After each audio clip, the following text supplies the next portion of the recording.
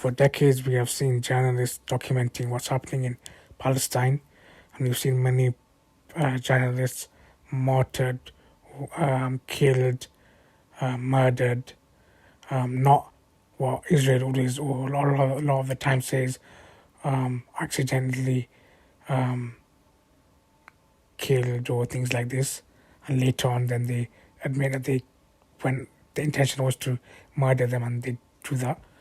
So we've been seeing journalism for decades, but particularly during the last 3 or 4 months, the latest genocide that's taking place in Gaza and even other parts of Palestine, we've seen many journalists, particularly young journalists, who have been documenting for us what's happening over there, even though they're in very, very, very difficult circumstances themselves, and even they're risking their lives, the lives of their family, and things like this, and so many of the sacrifices that we know about and we don't know about.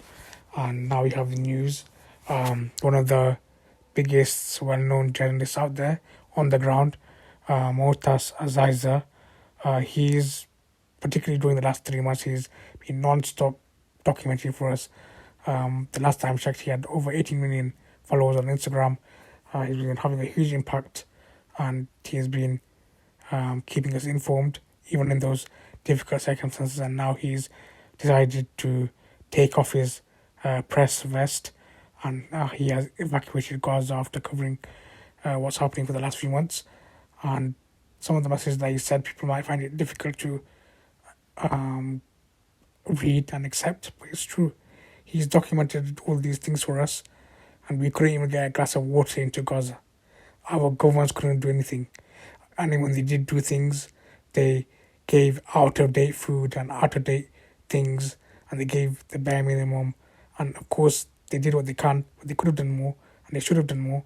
And of course, I'm here comfortable, and I'm saying all these things.